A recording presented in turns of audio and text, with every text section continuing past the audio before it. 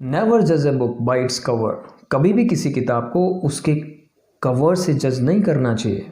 और आज हम बात करेंगे इडियट सेवंस की। हो सकता है ये नाम आपने सुना हो। इडियट का मतलब होता है मूर्ख और सेवंस का मतलब होता है ज्ञानी लोग, लर्निड पीपल। तो ये जो इडियट सेवंस हैं ये एक्चुअली एक न्यूरो डेवलपमेंटल प्रॉब्लम का रिजल्ट है। कुछ लोगों में बाय बर्थ होती है, कुछ लोगों में बाद में ब्रेन इंजरी या हेड ट्रॉमा की वजह से हो जाती है। पूरी दुनिया में 100 से भी कम इडियट सेवंस हैं। 10 लाख लोगों में केवल एक के मिलने की संभावना है। मेल में यह समस्या ज़्यादा होती है। अगर आप ऐसे लोगों को सिर्फ देखेंगे दूर से तो आपको लगेगा कि हो सकता है ये इंटेलेक्चुअली डिसेबल्ड लोग हों या मेंटली रिटार्डेड लोग हों। वो दिखने में नॉर्मल नहीं दिखते हैं। पहला जो केस हम जिसकी बात करेंगे वो है स्टीफन विल्टशायर। स्टीफन विल्टशायर एक ब्रिटिश आर्टिस्ट हैं। इनमें जो खास बात है वो ये है कि इनको आप किसी एक शहर को एक बार दिखा दें हेलीकॉप्टर में बिठा के ऊपर से, तो नीचे उतरने के बाद ये उस शहर को हूबहू पेपर पे उतार सकते हैं। जापान के टोक्यो शहर के ऊपर इनको घुमाया गया हेलीकॉप्टर में बिठा के, और फिर जब ये नीचे उतरे तो उन्होंने टोक्यो का पूरा एक इमेज बना दिया 10 मीटर लंबे पेपर पे। बचपन में 8 साल तक ये एक शब्द नहीं बोल पाते थे। इन्होंने पहला शब्द जो बोलना सीखा था वो था 9 साल की उम्र में, और वो वर्ड था पेपर।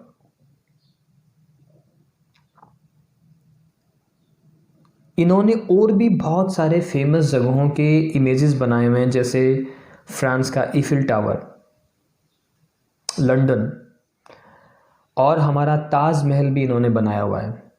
अगर आप इनमें से किसी भी इमेज को खरीदना चाहते हैं तो इनकी वेबसाइट्स पे जाके आप खरीद सकते हैं। इनका बनाया हुआ ताजमहल लगभग 8 लाख रुपए में आपको मिल जाएगा। जी हाँ, आपने ठीक सुना, 8 लाख रुपए।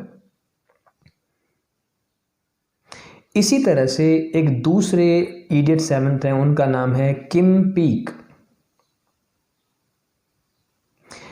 1980s में हॉलीवुड में एक फिल्म बनी थी जिसका नाम था रेन मैन, और इस फिल्म में 2 एक्टर्स थे, important actors, Tom Cruise and Dustin Hoffman. Dustin Hoffman का जो कैरेक्टर है वो किम पीक से ही इंस्पायर्ड था इस फिल्म में।